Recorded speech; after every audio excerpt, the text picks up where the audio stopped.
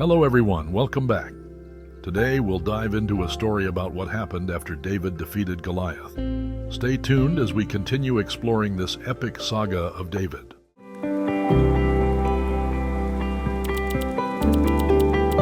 Now when he had finished speaking to Saul, the soul of Jonathan was knit to the soul of David, and Jonathan loved him as his own soul.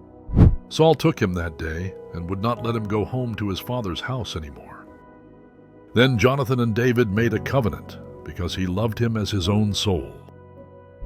And Jonathan took off the robe that was on him and gave it to David with his armor, even to his sword and his bow and his belt. So David went out wherever Saul sent him and behaved wisely. And Saul set him over the men of war, and he was accepted in the sight of all the people and also in the sight of Saul's servants. Now it had happened as they were coming home, when David was returning from the slaughter of the Philistine, that the women had come out of all the cities of Israel, singing and dancing to meet King Saul, with tambourines, with joy, and with musical instruments. So the women sang as they danced and said,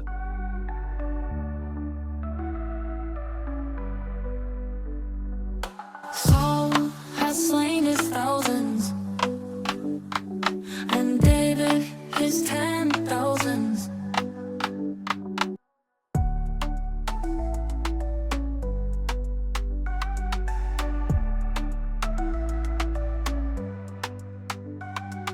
Saul has slain his thousands, and David his 10,000s.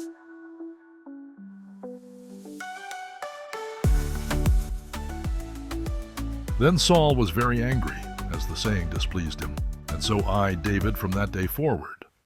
And it happened on the next day, that the distressing spirit from God came upon Saul.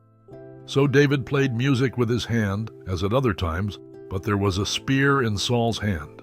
And Saul cast the spear, for he said, I will pin David to the wall.